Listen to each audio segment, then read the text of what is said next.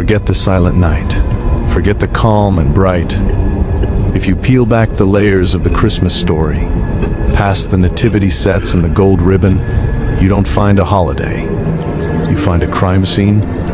You find a political assassination attempt that failed, leading to a state-sponsored massacre. You find a manhunt that spanned 2 continents. And at the center of it all, you don't find a jolly old man. You find a monster. His name was Herod the Great. And this is the dark side of Christmas that history tried to bury. To understand why the streets of Bethlehem ran red with blood, you have to understand the man sitting on the throne in Jerusalem. Not yet. We call him the Great, but that was a title bought with iron and blood. Herod was not a rightful king. He was a client king, a puppet installed by the Roman Empire to keep the unruly Jewish population in line. He wasn't fully Jewish. He was an Idumean. He was an outsider who forced his way in, and like all imposters, he lived in a state of constant suffocating paranoia. By the time the Christmas story begins, Herod is an old man, but he is not a gentle grandfather. He is a dying, rotting, venomous tyrant.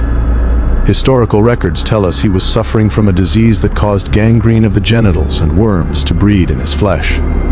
He was in constant, agonizing pain, and his mind was even sicker than his body. This is a man who turned his palace into a slaughterhouse. He didn't just kill his enemies. He killed his own blood. He had his brother-in-law, the high priest Aristobulus, drowned in a swimming pool during a friendly game, laughing while the boy gasped for air. He executed his favorite wife, Mariamne, in a fit of jealous rage, and then spent months wandering the halls of his palace calling out her name, deranged with grief, preserving her body in honey because he couldn't let her go.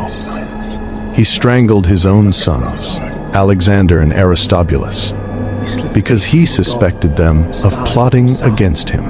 The Roman Emperor Augustus once cracked a dark joke. It is safer to be Herod's pig than his son. Because as a Jew, Herod wouldn't eat pork, but he would slaughter his own children without blinking. This is the villain of the story. A brilliant architect, a ruthless politician, and a paranoid psychopath who saw shadows in every corner.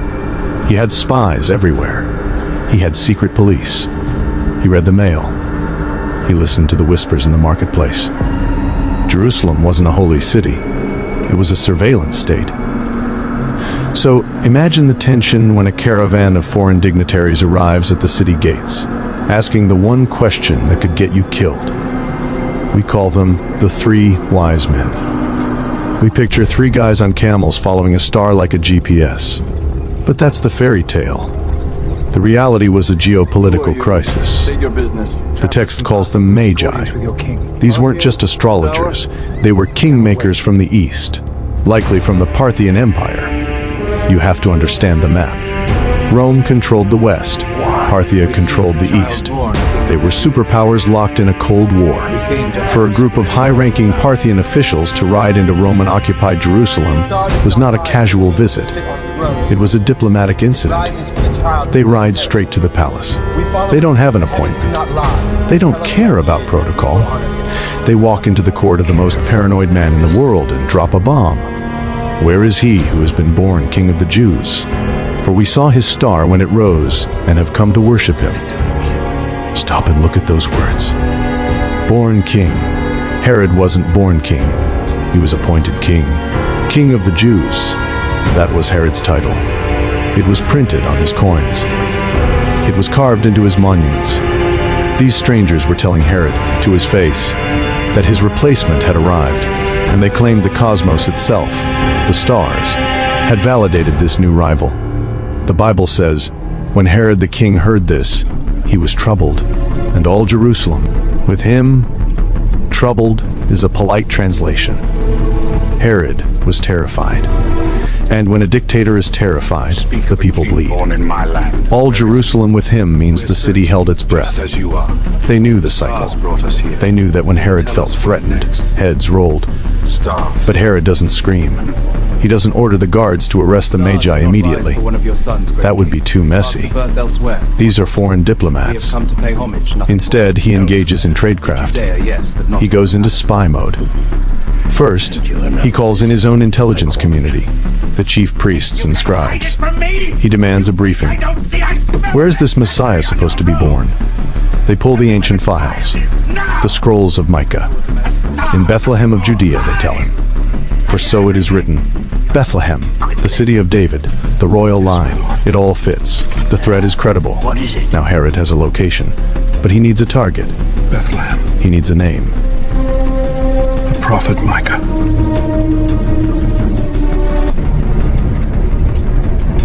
Here. The prophet wrote it clear. Bethlehem. Bethlehem. He invites the Magi to a private, secret meeting. This is a Black Ops interrogation masked as a dinner party. From the east. From Parthia, following a sign. He turns on the charm. The king was born. He pours the wine. In my property. He asks them casually, when exactly did the star appear? You seek the child. He is doing the math. Then find him. He's calculating the age of the child. Guest.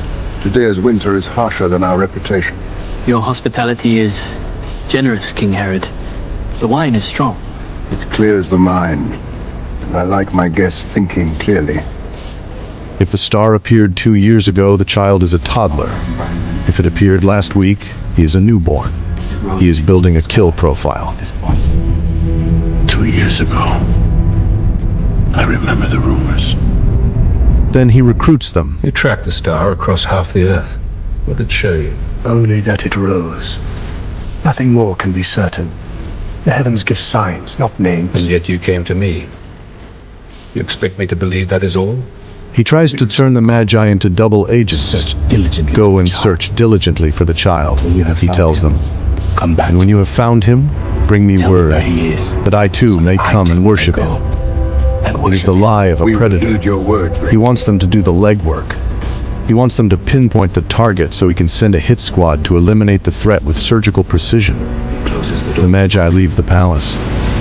Herod watches them go from his balcony, smiling through his rotting teeth. He thinks he has won. He thinks he has outsmarted them.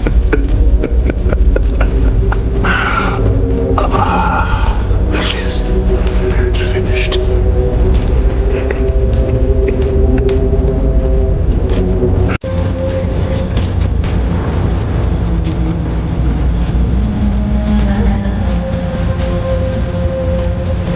He waits for the intelligence report, but the report never comes. The Magi find the child. Peace to this house. Who are you? Travelers from the east, we mean no harm. They offer their gold, frankincense, and myrrh, gifts fit for a king and a funeral. For the king who has been born, we bring what we have.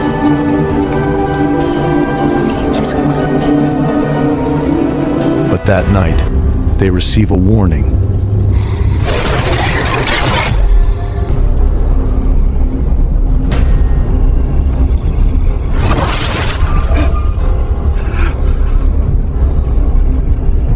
A dream.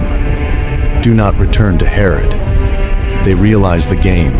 They see the trap, and they make a bold move. They ghost the king of Judea. They leave for their own country by another way, slipping out of the jurisdiction before Herod's spies can intercept them.